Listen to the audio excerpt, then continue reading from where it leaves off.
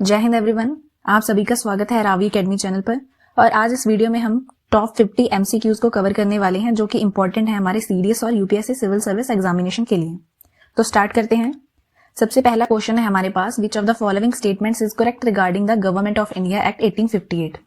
को good government act बोला जाता है, जहां पे क्या था, जो सारी पावर्स थी उनको ट्रांसफर कर दिया गया था ब्रिटिश क्राउन को।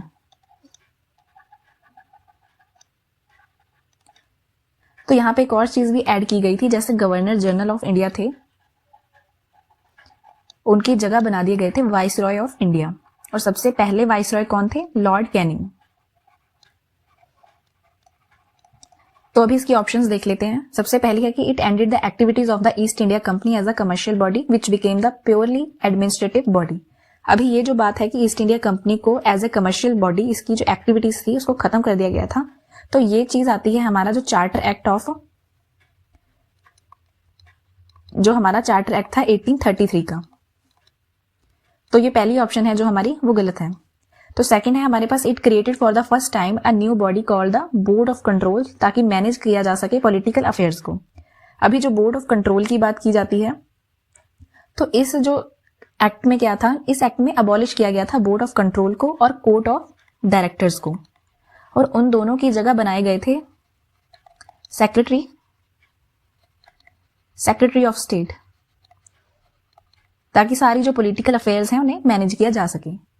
तो अभी नेक्स्ट है कि इन्होंने एस्टैब्लिश किया था 15 member council to assist the secretary of state for India. तो ये हमारी जो ऑप्शन है वो सही जाती है। और फोर्थ वन क्या है हमारे पास, it introduced an open competition system for the selection and recruitment of civil servants. अभी इस चीज में क्या है कि जो ओपन कंपटीशन सिस्टम की बात की गई थी वो हमारे पास आता है चार्टर एक्ट ऑफ 1853।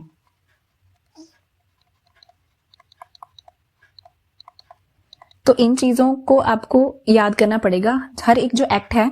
तो मेरी एक सबसे जो पहली वीडियो थी evolution of the Indian constitution, तो उसमें मैंने सारे ही एक्ट्स को मेंशन किया है, तो आप वहां पर जाकर उसे देख सकते हो। वहां से हमारे पास question with reference to Jammu and Kashmir reorganisation act 2090। तो आगे स्टेटमेंट्स दे रखी हैं। पहली कहती है, according to the act both UTs of Jammu and Kashmir and Ladakh provided with a state legislature, मतलब दोनों के पास ही स्टेट लेजिस्लेचर है। तो नहीं, ये हमारी ऑप्शन गलत है, क्योंकि जम्मू एंड कश्मीर के पास है बट लद्दाख के पास नहीं है। सेकंड है हमारे पास, UT of Jammu and Kashmir will have an advocate general to provide a legal advice to the government of UT. एक जो एडवोकेट जनरल है वो प्रोवाइड किया गया है जम्मू एंड कश्मीर यूटी को। तो अब अगर देखा जाए तो लेजिस्लेचर है जम्मू एंड कश्मीर के पास बट लद्दाख के पास नहीं है, बट जो एडवोकेट जनरल है वो दोनों को ही प्रोवाइड किया गया है। तो जो हमारी सेकंड ऑप्शन है वो हमारी करेक्ट है। थर्ड क्वेश्चन है हमारे पास, consider the following with reference to socialism as adopted in our constitution. अभी यहाँ एक वर्ड से अंदाजा लगाओ कि जो सोशलिज्म है, अगर हम इसको देखते हैं सोशलिस्ट टर्म से, तो ये हमारे कॉन्स्टिट्यूशन का पार्ट नहीं था। इसको कब ऐड किया जाता है? जब हम 42nd अमेंडमेंट करते हैं 1976 में, तो तब हम इस वर्ड को ऐड करते हैं, जो कि हम देख सकते हैं जब हम डीपीएसपी को पढ़ते हैं तो पार्ट 4 में भी इसका जिक्र मिलता है।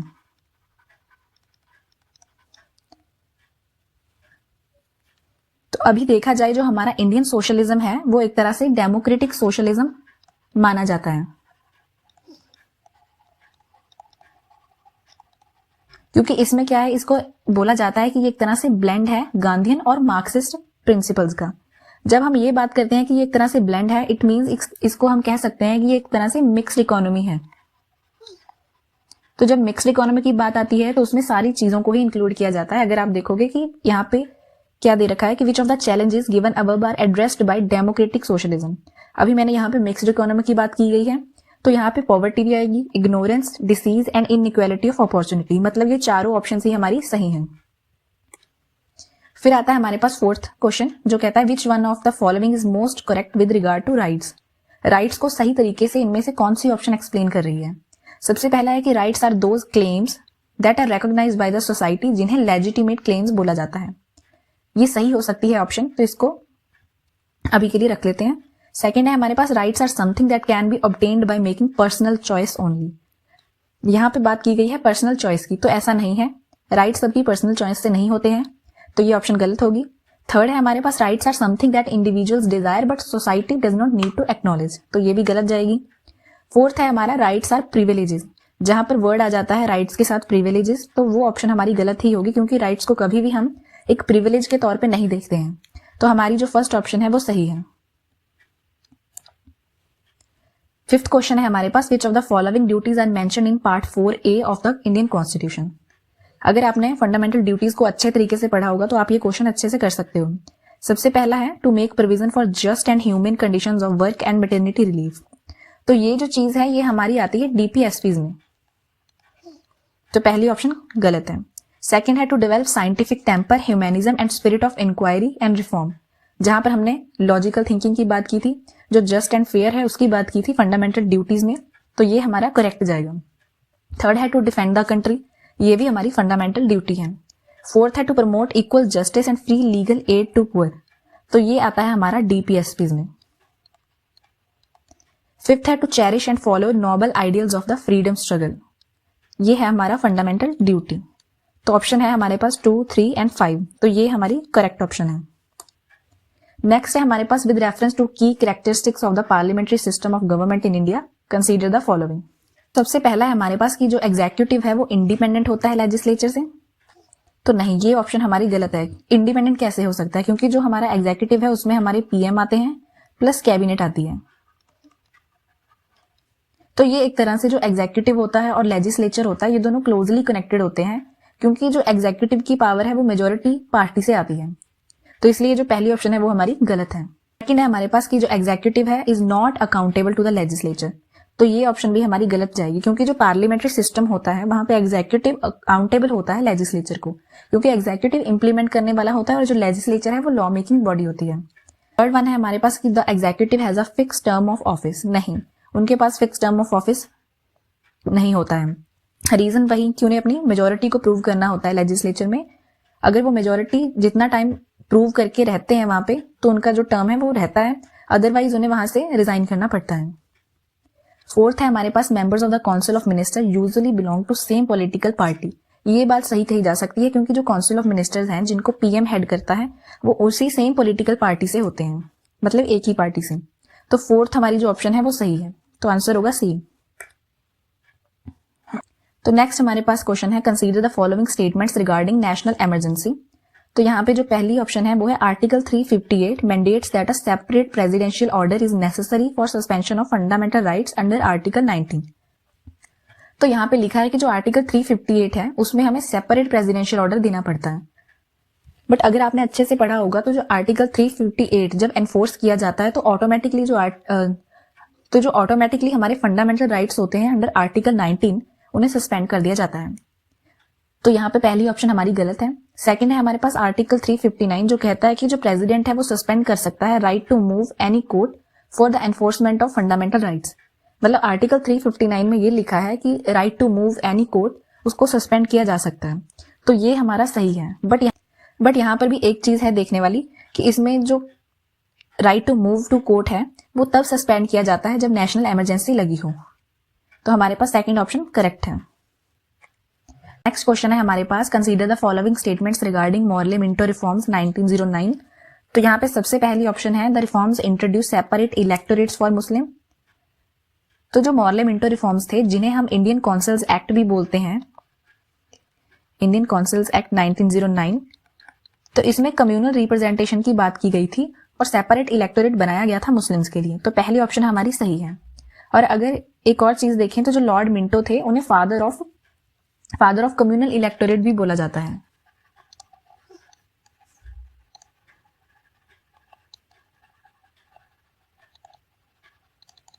तो सेकंड है हमारे पास, it allowed the central legislative council to have non official majority. तो इस ऑप्शन में देखिए कि यहाँ पे बात की गई है सेंट्रल लेजिस्लेटिव काउंसिल की और दूसरा है नॉन ऑफिशियल मेजोरिटी की, बट जब हम सेंट्रल लेजिस्लेटिव काउंसिल की बात करते हैं इस एक्ट के अंडर तो वहां पे ऑफिशियल मेजोरिटी को प्रोवाइड किया गया था, और जो नॉन ऑफिशियल मेजोरिटी थी इसको प्रोवाइड किया गया था प्रोविंशियल लेजिस्लेटिव काउंसिल में।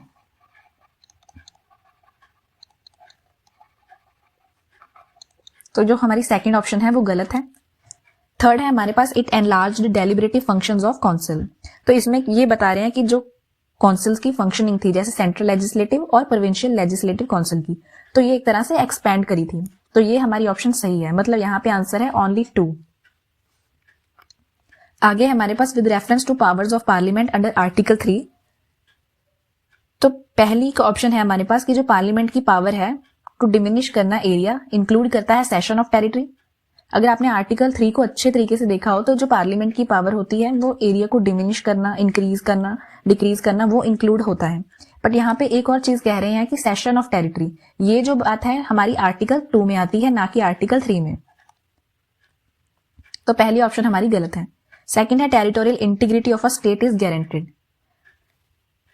तो अभी इसमें लिखा है आर्टिकल 3 में कि जो टेरिटोरियल इंटीग्रिटी होती है वो उसकी गारंटी हमें कॉन्स्टिट्यूशन में दे रखी है। बट ये बात सही नहीं है, क्योंकि जब हम आर्टिकल 3 के तहत अमेंडमेंट करके किसी भी एरिया को डिमिनिश कर सकते हैं, इंक्रीज कर सकते हैं, उसकी बाउंड्री को चेंज कर सकते हैं, तो टेरिटोरियल इंटीग्रिटी की गारंटी कैसे हो सकती है? तो ये जो हमारी ऑप्शन है वो गलत है। तो दोनों ही हमारी ऑप्शन गलत है यहाँ पे, तो आंसर होगा डी। नेक्स्ट है हमारे पास question, which statement describes the significance of the preamble. तो प्रियम्बल को हम किस तरीके से डिस्क्राइब कर सकते हैं? सबसे पहला है symbolic introduction with no legal importance, मतलब इसको सिंबॉलिकली इंट्रोड्यूस किया गया है, इसकी कोई लीगली इंपॉर्टेंस नहीं है। सेकंड है गाइडिंग लाइट, जो रिफ्लेक्ट करती है हमारी एस्पिरेशंस को और एम्स को। तो ये हमारा आंसर हो सकता है, क्योंकि एक तरह से गाइडिंग लाइट है। थर्ड है हमारे पास comprehensive legal document. Legal document नहीं है, क्योंकि हम इसे यूज करते हैं बट जब हम बेसिक स्ट्रक्चर को डिफाइन करने की बात करते हैं, इंटरप्रेट करने की, बट हम इसको लीगल डॉक्यूमेंट नहीं मान सकते हैं कि हमारे जो राइट्स हैं तो वो हमारे लीगली प्रियम्बल से आते हैं। फोर्थ है legally enforceable part of constitution. नहीं, ये जो हमारी प्रियम्बल है वो एनफोर्सेबल पार्ट नहीं है। तो ये हमारी ऑप्शंस गलत आएंगी, क्योंकि सिंबॉलिक इंट्रोडक्शन की अगर हम यहाँ पे बात करें तो इन्होंने कहा है कि कोई लीगल इंपॉर्टेंस है ही नहीं, बट हम प्रियम्बल को इंटरप्रेट करने के लिए तो यूज करते ही हैं।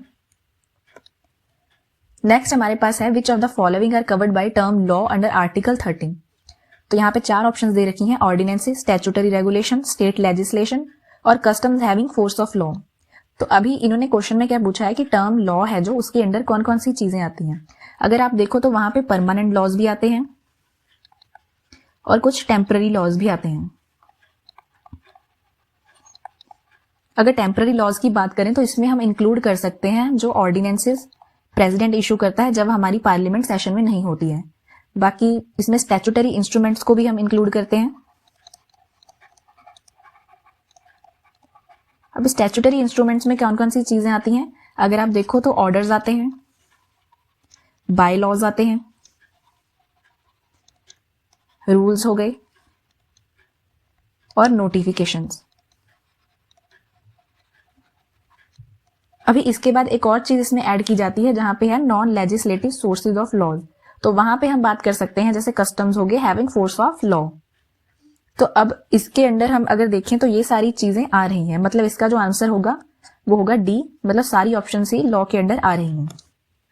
नेक्स्ट क्वेश्चन है हमारे पास, duty of providing education to children 6 to 14 years किस अमेंडमेंट से ऐड किया गया था? तो ये हमारा आंसर आएगा 86th अमेंडमेंट 2002। नेक्स्ट क्वेश्चन आता है हमारे पास, the office of the speaker of Lok Sabha is introduced by which act. तो जो स्पीकर ऑफ लोकसभा का ऑफिस था वो कब इंट्रोड्यूस किया गया था, किस एक्ट के अंडर? तो ये आता है हमारे पास गवर्नमेंट ऑफ इंडिया एक्ट 1999, जो हमारे थे मोंटेग्यू चैम्सफोर्ड रिफॉर्म्स। तो इसके अंडर जो office of speaker of Lok Sabha है उसे इंट्रोड्यूस किया गया था, जो कि पास with reference to powers of president under article 3, मतलब जो आर्टिकल 3 के अंडर पावर आती है प्रेसिडेंट की। तो यहाँ पे ऑप्शन देखो, पहली है अ bill contemplating changes under article 3 can be introduced in parliament only on recommendation of president. तो ये बात सही है, क्योंकि जब तक कि प्रेसिडेंट की रिकमेंडेशन नहीं होती है कोई भी बिल हो जो आर्टिकल 3 से रिलेट करता है वो पार्लियामेंट में जा ही नहीं सकता। लेकिन हमारे पास आता है the president may refer the bill to the state legislature for expressing its views within a specified period. तो ये जो हमारी ऑप्शन है ये भी सही है, क्योंकि प्रेसिडेंट है जो वो रेफर करते हैं स्टेट लेजिस्लेचर को, जिस स्टेट का जो एरिया है उसे डिमिनिश करना हो या फिर बाउंड्री को चेंज करना हो तो उन्हें ये रेफर किया जाता है। तो हमारी जो दोनों ऑप्शंस हैं दोनों ही सही हैं। नेक्स्ट क्वेश्चन है हमारे पास, why did the founding fathers of India prefer the British parliamentary system over the US presidential system? तो यहाँ पे सबसे पहली ऑप्शन है the parliamentary system was more familiar to Indians. तो अगर यहाँ पे ये चीज नोट की जाए कि जो ब्रिटिशर्स का रूल था इंडिया में तो वो काफी टाइम से था, तो जो हमारे इंडियंस है वो एक तरह से फेमिलियर थे इस सिस्टम से। बट अगर वहीं यूएस प्रेसिडेंशियल सिस्टम की बात की जाए तो उसे अडॉप्ट करना थोड़ा मुश्किल हो जाता। तो ये हमारी ऑप्शन सही है। सेकंड है they wanted to avoid conflicts between legislature and executive. तो ये बात भी यहाँ पे सही आती है, क्योंकि जो यूएस प्रेसिडेंशियल सिस्टम है तो जो वहां पे प्रेसिडेंट होता है वही मेन पावर होती है और उसी के पास ही काफी सारी पावर्स डायरेक्टली चली जाती हैं। बट अगर यही सिस्टम हम इंडिया में कंसीडर करते तो यहाँ पे एक तरह से कंफ्लिक्ट क्रिएट होते लेजिस्लेचर लॉ मेकिंग बॉडी और एग्जीक्यूटिव इंप्लीमेंटिंग बॉडी में। थर्ड वन है कि they believed it offered more stability. ये बात गलत है यहाँ पे। ये बात सही है कि हम फेमिलियर थे इस सिस्टम से, बट ये स्टेबिलिटी देता ज्यादा नहीं, क्योंकि जो यूएस प्रेसिडेंशियल सिस्टम है उसे ज्यादा स्टेबल माना जाता है rather than British parliamentary system. तो हमारी जो पहली दो ऑप्शंस हैं वो सही हैं। नेक्स्ट क्वेश्चन है which of the following recommendations of the Swaran Singh committee were not adopted in part 4A। Part 4A में क्या है, फंडामेंटल ड्यूटीज दे रखी हैं और सबसे पहली जो बनाई गई थी स्वर्ण सिंह कमेटी थी 1976 में, जिसने कुछ अपनी रिकमेंडेशंस दी थी फंडामेंटल ड्यूटीज के रिगार्डिंग। तो पहली है कि penalty for non compliance of fundamental duties. इन्होंने कहा था कि पेनल्टी लगाओ कि जो फंडामेंटल ड्यूटीज को कंप्लीट नहीं करते हैं। सेकंड था कि no law imposing penalty shall be question in court. मतलब कोई भी लॉ अगर हम पेनल्टी को इम्पोज कर देते हैं तो वो क्वेश्चन नहीं किया जाएगा कोर्ट्स में। तो ये भी सही था। थर्ड था ड्यूटी टू पे टैक्सेस। तो ये भी इन्होंने अपनी रिकमेंडेशन में कहा था कि ड्यूटी होनी चाहिए कि अपनी टैक्सेस को पे करो। और भी काफी सारी चीजें इन्होंने इंक्लूड की थी, जैसे ड्यूटी टू वोट, एक और थी duty to foster family values.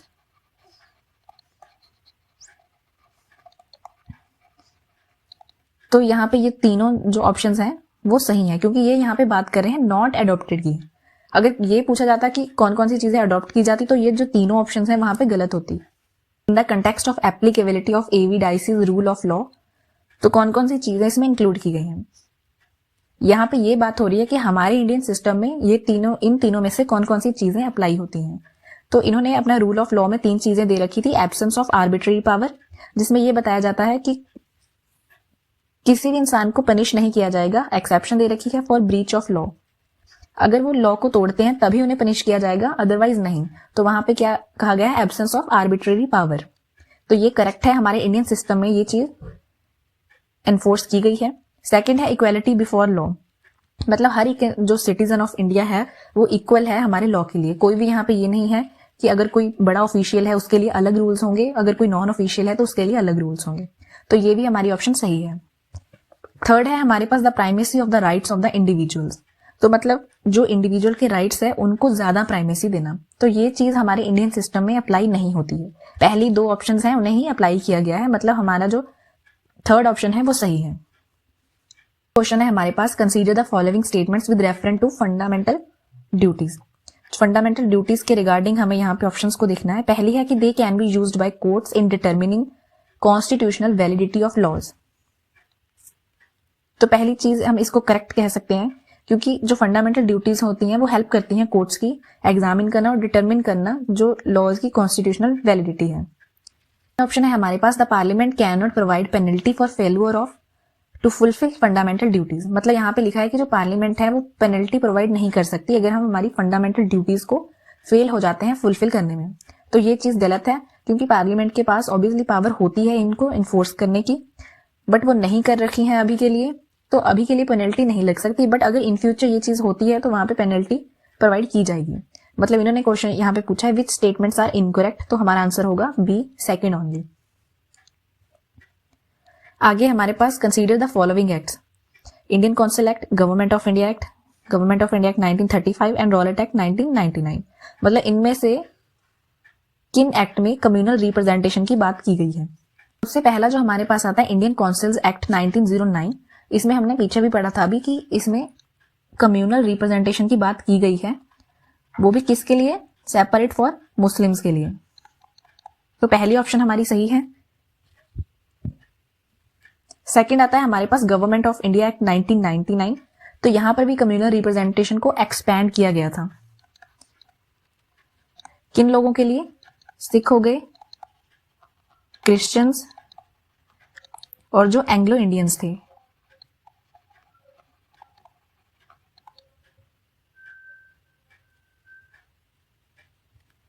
तो थर्ड हमारे पास आता है गवर्नमेंट ऑफ इंडिया एक्ट 1935। यहाँ पर भी एक्सटेंड किया गया था कम्युनल रिप्रेजेंटेशन को for depressed classes. Depressed classes में कौन कौन आते थे, जैसे शेड्यूल कास्ट के लोग और विमेन प्लस जो लेबरर्स हैं उनको भी इंक्लूड किया गया था। फोर्थ ऑप्शन आती है हमारे पास roulette act 1999।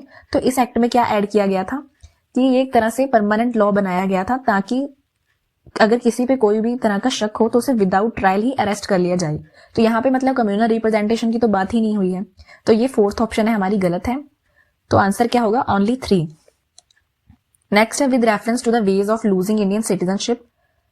Losing Indian citizenship तो हमारे पास कितने तरीके थे, 3, रिनंसिएशन, टर्मिनेशन एंड डेप्रीवेशन। तो ये हमारे तीनों ही पेयर हैं जो सही हैं, ओनली 3 कह सकते हैं।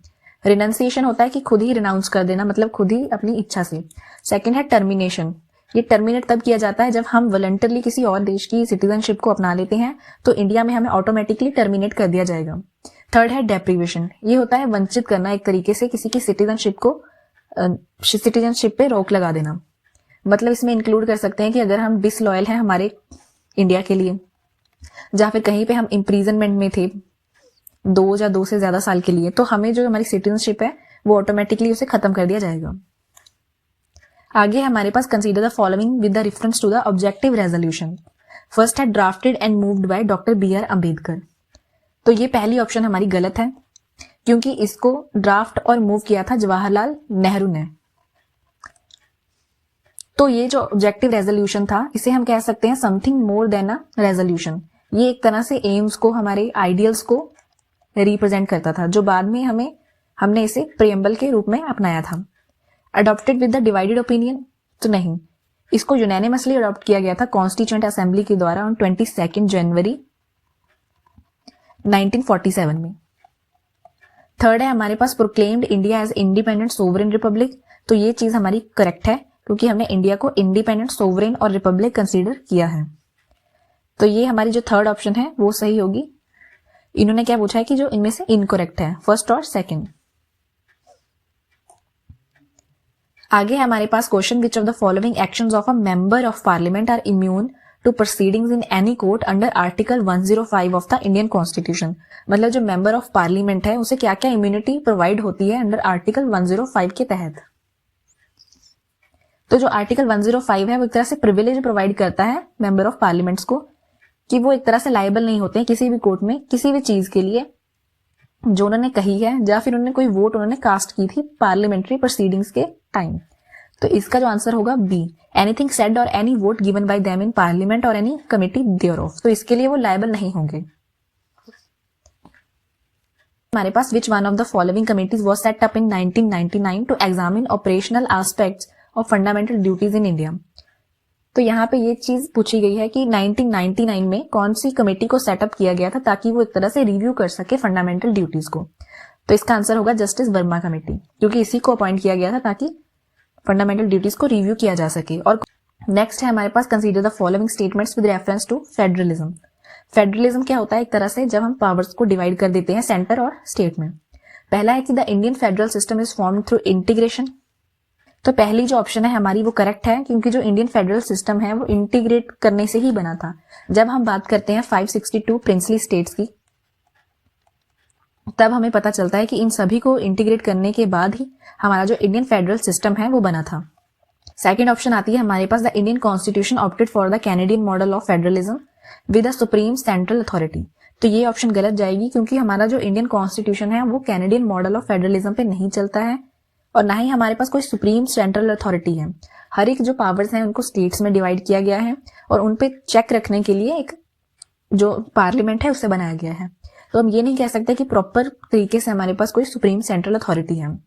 थर्ड है हमारे पास the framers adopted a federal system as it ensured uniformity in laws and policies across all regions. तो ये ऑप्शन गलत है। यहाँ पे हमारे पास फेडरल सिस्टम है तो हर एक स्टेट में अलग अलग पॉलिसीज होती हैं, कुछ यूनिक लॉज बनाए जाते हैं। अभी इन्होंने कहा कि ये इंश्योर करता है यूनिफॉर्मिटी इन लॉज, तो यूनिफॉर्मिटी इन लॉज नहीं होती है। सभी स्टेट्स में कुछ ना कुछ जो मेजर चेंजेस होते हैं हर एक लॉ और पॉलिसी में। तो यहाँ पे कि विच स्टेटमेंट्स आर करेक्ट, तो हमारी पहली जो स्टेटमेंट है वो करेक्ट है।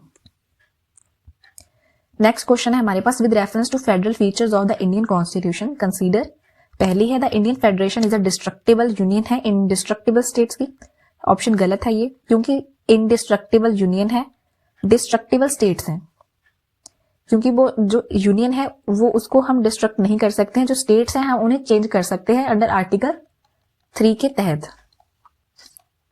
तो सेकंड है हमारे पास, इंडियन फेडरेशन फॉलो करता है equality in representation of states in Rajya Sabha. तो ये ऑप्शन भी गलत जाएगी, क्योंकि अगर आप देखो तो जो राज्यसभा की सीट्स होती हैं वो एलोकेट की जाती हैं पॉपुलेशन के बेस पे। तो अगर आप देखोगे कि अगर हम यूपी की बात करते हैं तो वहां पे पॉपुलेशन काफी ज्यादा होती है, तो उनकी जो सीट्स होंगी राज्यसभा में वो भी ज्यादा होंगी। तो थर्ड ऑप्शन है हमारे पास, the constitution divides powers between the centre and state. तो ये चीज हमारी यहाँ पे करेक्ट है, क्योंकि कॉन्स्टिट्यूशन ने पावर को डिवाइड कर रखा है। तो आंसर है हमारा यहाँ पे डी, ओनली 3। 26 क्वेश्चन है हमारे पास, विद रेफरेंस टू द प्रवासी भारतीय सम्मान अवार्ड कंसीडर। पहली ऑप्शन है, it is the second highest award conferred on overseas Indians. तो ये सेकंड हाईएस्ट अवार्ड नहीं है, इसको हम हाईएस्ट इंडियन अवार्ड मानते हैं, और ये ओवरसीज इंडियंस के लिए भी होता है और एनआरआईज के लिए भी होता है। सेकंड है हमारे पास, the award is conferred by the president of India. तो ये सही है, हर एक साल 9 जनवरी को प्रेसिडेंट ऑफ इंडिया है जो इस अवार्ड को कन्फर करते हैं।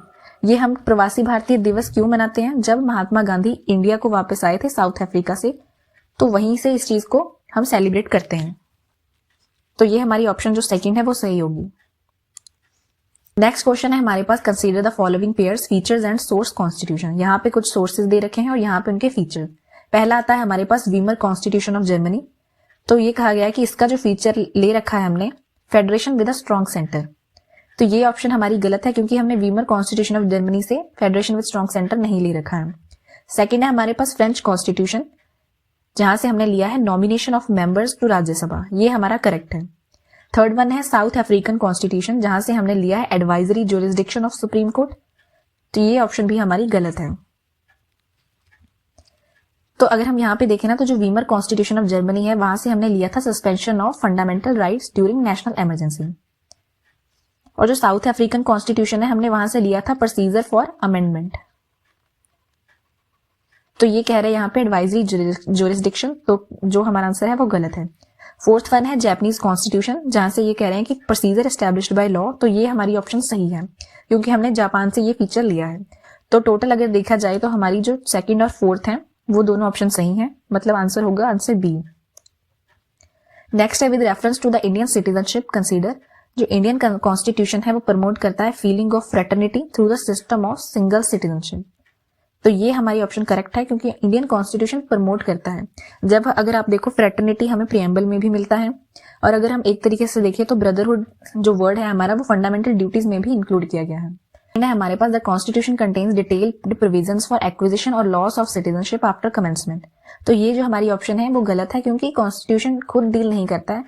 ये हमारा आता है सिटीजनशिप एक्ट 1955 के तहत, तब इन चीजों को ऐड किया गया था। अगर ओरिजिनली कॉन्स्टिट्यूशन में देखा जाए तो इन्हें नहीं ऐड किया गया था। तो हमारी यहाँ पे सिर्फ ऑप्शन 1 सही है। नेक्स्ट क्वेश्चन है हमारे पास, consider the following statements with reference to cultural and educational rights part 3। ये जो हमारा पार्ट 3 है वो डील करता है फंडामेंटल राइट से। तो पहली ऑप्शन है, minorities can establish and administer educational institutions of their choice. तो ये जो पहली ऑप्शन है वो करेक्ट है, क्योंकि आर्टिकल 30 है जो हमारा वो प्रोवाइड करता है माइनॉरिटीज को उनकी चाहे वो रिलीजन या फिर लैंग्वेज जो भी हो, उन्हें राइट है एस्टैब्लिश करना और एडमिनिस्टर करना एजुकेशनल इंस्टीट्यूशंस को। सेकंड है, the term minority is not defined under article 30। तो ये इस ऑप्शन है जो करेक्ट है, क्योंकि माइनॉरिटी टर्म को डिफाइन नहीं किया गया है आर्टिकल 30 में। थर्ड ऑप्शन है हमारे पास, rights under article 30 are intended to place minorities in an advantageous position with a with majority. तो ये ऑप्शन है जो गलत है, क्योंकि जो आर्टिकल 30 के अंदर राइट्स प्रोवाइड किए गए हैं वो माइनॉरिटीज को एक तरह से एडवांटेजियस पोजीशन नहीं प्रोवाइड करते हैं। तो यहाँ पे हमारा आंसर होगा first and second only. 30th question है हमारे पास, consider the following pairs political scientist and their views on Indian federalism. तो पहला है ग्रैनविल ऑस्टिन, तो उन्होंने बोला था कोऑपरेटिव फेडरलिज्म। क्या ये पेयर सही है? तो सही है, उन्होंने बात की थी कोऑपरेटिव फेडरलिज्म के बारे में। सेकंड ऑप्शन है हमारे पास केसी वैयर, तो केसी वैयर ने कहा था कि बार्गेनिंग फेडरलिज्म। तो ये ऑप्शन हमारी गलत है, क्योंकि जो केसी वैयर उन्होंने बोला था क्वासी फेडरलिज्म। जो मॉरिस जोन्स है उन्होंने कहा था बार्गेनिंग फेडरलिज्म हमारे इंडियन फेडरलिज्म सिस्टम को। तो यहाँ पे सिर्फ एक ही जो पेयर है वो करेक्ट है। नेक्स्ट है हमारे पास which of the following resemble the DPSPs. DPSP से कौन इनमें से चारों में से कौन सी चीज है जो रिजेंबल करती है? तो इसका आंसर होगा इंस्ट्रूमेंट ऑफ इंस्ट्रक्शन, जिसको इन्यूमरेट किया गया था गवर्नमेंट ऑफ इंडिया एक्ट 1935 में।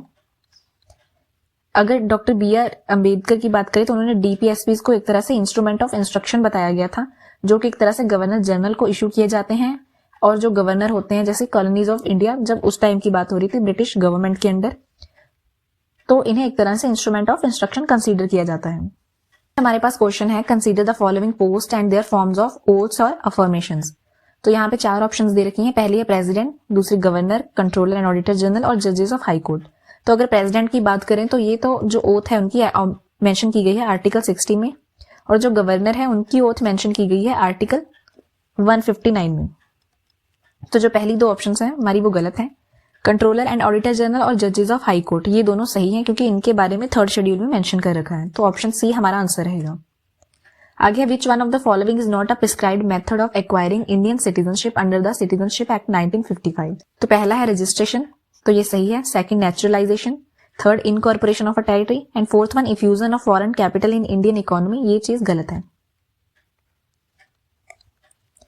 आगे है हमारे पास cases in which the supreme court held the preamble as a part of the constitution. तो यहां पर यह बताना है कि जब प्रियम्बल को कॉन्स्टिट्यूशन का पार्ट बताया गया था वो किस केस में बात की गई थी। तो पहला आता है हमारे पास बेरूबारी यूनियन केस जो आया था 1960 में, बट यहाँ पे ये बात की गई थी कि जो प्रियम्बल है वो पार्ट नहीं है कॉन्स्टिट्यूशन का। सेकंड आता है केशवानंद भारती केस, जो कि एक तरह से लैंडमार्क केस माना जाता है। तो इसमें ये चीज इंक्लूड की गई थी कि प्रियम्बल पार्ट है कॉन्स्टिट्यूशन का। तो जो थर्ड है उसके बाद आता है LIC ऑफ इंडिया केस 1995, तो यहाँ पर भी इसे एक तरह से कंसीडर किया जाता है। मतलब ये दोनों ऑप्शन सही हैं, सेकंड और थर्ड।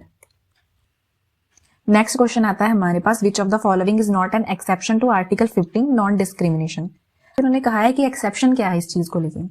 तो पहला है special provision for women and children. ये चीज मेंशन कर रखी है कि अगर कोई भी चीज है जो मतलब स्पेशल प्रोविजन बनानी हो बेनिफिट ऑफ वुमेन चिल्ड्रन के लिए तो वो बना सकते हैं। तो ये हमारी ऑप्शन सही है। सेकंड है special provision for socially and educationally backward classes, तो ये भी हमारी करेक्ट है। थर्ड है हमारे पास special provision for economically weaker section, तो ये भी ऑप्शन हमारी सही है। बट अगर हम बात करते हैं fourth special provision for advancement of linguistic minority की, तो ये जो हमारी ऑप्शन है वो गलत है, क्योंकि जो आर्टिकल 15 है वो इससे डील नहीं करता है। नेक्स्ट हमारे पास है 36 क्वेश्चन जो कहता है consider the following with reference to national emergency. First है its proclamation must be approved by both houses of parliament within 2 months from the date of issue. तो यहाँ पे ये क्या कहते हैं कि जो इमरजेंसी प्रोविजन है वो अप्रूव होनी चाहिए दोनों हाउसेज ऑफ पार्लियामेंट से within 2 months from the date of issue. तो पहली जो हमारी स्टेटमेंट है वो गलत है। यहाँ पे 2 months नहीं आता, यहाँ पे आता है 1 month from the date of issue. और जो हमारे आर्टिकल्स हैं 352 से लेके 360 तक, तो वो हमारे डील करते हैं इमरजेंसी प्रोविजन से। सेकंड ऑप्शन है हमारे पास it can be extended maximum up to a period of 3 years। तो मतलब यहाँ पे एक तरह से कहा गया है कि 3 साल के लिए इसको एक्सटेंड किया जा सकता है, बट इन रियलिटी ये इनडेफिनेट पीरियड के लिए एक्सटेंड की जा सकती है अगर पार्लियामेंट का अप्रूवल हो हर एक 6 महीने के बाद। तो ये यहाँ पे गलत है सेकंड ऑप्शन। थर्ड है हमारे पास every resolution approving the proclamation must be passed by both houses by a special majority. तो ये चीज सही है, क्योंकि जो रेजोल्यूशन होगा इस चीज को अप्रूव करने का उसको दोनों हाउसेज में से स्पेशल मेजोरिटी चाहिए। मतलब हमारा जो आंसर है ओनली 1 यहाँ पे सही है। नेक्स्ट क्वेश्चन है हमारे पास कंसीडर द फॉलोइंग स्टेटमेंट्स। पहली है article 33 provides for restrictions on fundamental rights while martial law is in force. तो जो आर्टिकल 33 है यहाँ पे रॉन्ग है, क्योंकि आर्टिकल 33 पार्लियामेंट को पावर देता है कुछ चीजों को रिस्ट्रिक्ट करना और एब्रोगेट करना सर्टेन फंडामेंटल राइट्स किसके, आर्म्ड फोर्सेस के, पुलिस फोर्सेस के और इंटेलिजेंस एजेंसीज के। बट अगर बात की गई है रिस्ट्रिक्शन ऑन फंडामेंटल राइट्स की, जब मार्शल लॉ लगा हो तब वो हम कंसीडर करेंगे आर्टिकल 34 में, बट 33 में ये नहीं है। तो पहली ऑप्शन रॉन्ग है। सेकंड है any law made under article 33 उसको चैलेंज किया जा सकता है in court for contravening fundamental rights. तो ये भी ऑप्शन यहाँ पे गलत है, क्योंकि जो भी लॉज बन रखे हैं आर्टिकल 33 के अंडर उन्हें चैलेंज नहीं किया जा सकता। मतलब इनमें से कौन सी ऑप्शन सही है? कोई भी नहीं, नीदर 1 nor 2। तो नेक्स्ट क्वेश्चन है हमारे पास, which of the following features of federalism जिन्हें इंक्लूड नहीं किया गया है इंडियन कॉन्स्टिट्यूशन में। तो पहला है बाइकैमरलिज्म, इसे इंक्लूड किया गया है क्योंकि हमारे पास लोकसभा और राज्यसभा है। और अगर स्टेट लेजिस्लेचर्स की बात करें तो उनकी स्टेट असेंबलीज हैं। नेक्स्ट है रिटन कॉन्स्टिट्यूशन, ये भी हमारे पास है, बट किन किन चीजों को इंक्लूड नहीं किया गया कि states having right to secede and federation formed by agreement of states, states का कोई एग्रीमेंट नहीं है यहाँ पे बना हुआ, तो ये दोनों चीजें हैं जो इंक्लूड नहीं की गई हैं। नेक्स्ट क्वेश्चन है हमारे पास, कंसीडर द फॉलोइंग स्टेटमेंट्स। पहली है president can proclaim national emergency only with written recommendation of cabinet. तो ये ऑप्शन सही है क्योंकि प्रेसिडेंट है, जब वो नेशनल इमरजेंसी को प्रोक्लेम करते हैं तो वहां पे रिटन रिकमेंडेशन कैबिनेट की होनी चाहिए, तभी इसको अप्रूव किया जाता है। सेकेंड है president must revoke emergency if Rajya Sabha passes a resolution disapproving it. तो ये चीज इनकरेक्ट है क्योंकि जो प्रेसिडेंट है वो प्रोक्लेमेशन को रिवोक कर सकते हैं अगर लोकसभा रेजोल्यूशन पास करती है इसकी डिसअप्रूविंग के लिए, बट यहाँ पे लिखा है इन लोगों ने राज्यसभा, तो ये ऑप्शन गलत जाएगी, इनकरेक्ट स्टेटमेंट। तो हमारा आंसर होगा सेकेंड। हमारे पास क्वेश्चन है आगे कि जो टर्म स्टेट है पार्ट 4 में वो किन चीजों को इंक्लूड करती है। तो अगर देखा जाए तो central government, state government, local government, public authorities, इन चारों को ही हम स्टेट वर्ड के अंडर कंसीडर करते हैं। तो मतलब हमारा जो आंसर होगा आंसर डी। नेक्स्ट क्वेश्चन आता है हमारे पास, with reference to Indian constitution. तो यहाँ पे कुछ ऑप्शंस दे रखी हैं। पहली है writs in India were borrowed from American constitution. तो जो रिट्स थी हमने ले रखी हैं वो हमने ब्रिटिश कॉन्स्टिट्यूशन से ले रखी हैं, ना कि अमेरिकन कॉन्स्टिट्यूशन से, जिसको हम बोलते हैं प्रेरोगेटिव रिट्स। सेकेंड ऑप्शन है कि high court can not refuse writ jurisdiction. तो ये चीज क्या है, इनकरेक्ट, क्योंकि हाई कोर्ट रिफ्यूज कर सकती है रिट ज्यूरिसडिक्शन को अंडर आर्टिकल 226। तो ये एक तरह से डिस्क्रिशनरी पावर होती है हाई कोर्ट की। तो थर्ड है हमारे पास क्यू वारंटो चेक्स एक्सेस और लैक ऑफ ज्यूरिसडिक्शन और एरर्स ऑफ लॉ। ये ऑप्शन भी हमारी गलत है क्योंकि जो क्यू वारंटो होती है वो रिट यूज की जाती है इंक्वायर करना legality of the claim of a person जिसके पास कोई पब्लिक ऑफिस उसने होल्ड कर रखा हो, और क्वेश्चन करना उसकी अथॉरिटी को। तो यहाँ पे करेक्ट स्टेटमेंट की बात करें तो आंसर होगा डी। नेक्स्ट क्वेश्चन है हमारे पास, फीचर्स शोइंग सेकुलर कैरेक्टर, मतलब जो सेकुलर वर्ड है उसे कौन कौन से फीचर जो रिप्रेजेंट करते हैं। तो पहला है no religious instruction in state schools. तो ये करेक्ट है क्योंकि किसी भी तरह की जो रिलीजियस इंस्ट्रक्शन जो स्टेट फंडेड स्कूल्स होते हैं, जो गवर्नमेंट फंडेड स्कूल्स, उनमें नहीं दी जाती। सेकेंड है यूनिफॉर्म सिविल कोड। तो ये भी हमारी जो ऑप्शन है वो करेक्ट है क्योंकि एक तरह से यूनिफॉर्म सिविल कोड को सिक्योर किया जाता है सारे सिटीजन के लिए। थर्ड है नो कंपल्शन टू पे टैक्सेस फॉर रिलीजियस पर्पसेस। तो ये भी हमारी ऑप्शन करेक्ट है क्योंकि गवर्नमेंट है जो हमारी वो हम पे एक तरह की कंपल्शन नहीं लगाती है कि हमें रिलीजियस पर्पस के लिए टैक्सेस को पे करना पड़ेगा। फोर्थ है फ्रीडम ऑफ कॉन्शियस। तो ये भी हमारी ऑप्शन सही रहेगी क्योंकि सभी जो सिटीजन है उन्हें इक्वली फ्रीडम है, फ्रीडम ऑफ कॉन्शियस, जो कि हमारे एफआरस में भी हमें प्रोवाइड की गई है।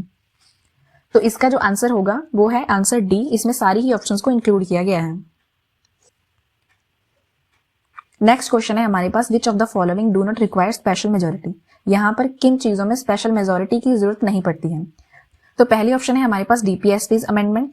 तो ये हमारी ऑप्शन गलत होगी क्योंकि यहाँ पर हमें स्पेशल मेजोरिटी की जरूरत पड़ती है।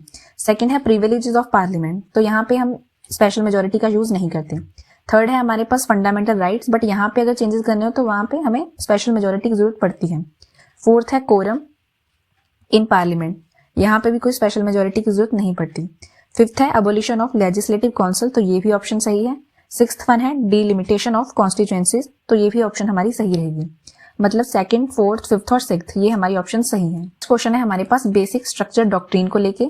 तो ये एक तरह से एक्सप्लिसिटली मेंशन कर रखा है कॉन्स्टिट्यूशन में।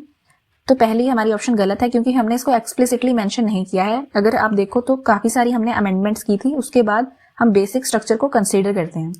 सेकंड है established in Keshavananda Bharati case. ये वो केस है जिसे हम लैंडमार्क केस भी मानते हैं, और इसी में हमें जो बेसिक स्ट्रक्चर के बारे में बताया गया था, मतलब हमारी जो ऑप्शन है वो सही है। थर्ड है limits parliament from amending core features. ये ऑप्शन भी सही है क्योंकि पार्लियामेंट को एक तरह से ये बेसिक स्ट्रक्चर है वो लिमिट करता है ताकि वो इसके जो मेन फीचर्स हैं उसको अमेंड ना कर सके। तो करेक्ट ऑप्शन होगी हमारी सेकंड और थर्ड। नेक्स्ट क्वेश्चन है हमारे पास, national policy on narcotic drugs is based on which articles. अगर नारकोटिक ड्रग्स की बात की जाए तो ये हमारे जो डीपीएसपीज हैं तो वहां पर इंक्लूड किए गए थे, और कौन से आर्टिकल में इंक्लूड किए गए थे, आर्टिकल 47 में। 46 क्वेश्चन आता है हमारे पास, with reference to habeas corpus. Habeas corpus है जो हमारी रिट्स में आती है, तो इसका मीनिंग होता है to have the body of ये हमारी ऑप्शन सही है। सेकंड है can not be issued if detention is outside jurisdiction, मतलब ये भी सही है। अगर देखा जाए तो जो रिट होती है ये इशू की जाती है पब्लिक या फिर जो प्राइवेट अथॉरिटीज होती हैं उनके रिगार्डिंग। बट अगर दूसरी साइड हम देखें तो अगर डिटेंशन है जो आउटसाइड जुरिसडिक्शन होता है तो वहां पर नहीं की जा सकती। तो मतलब जो करेक्ट ऑप्शन है हमारी वो बोथ है।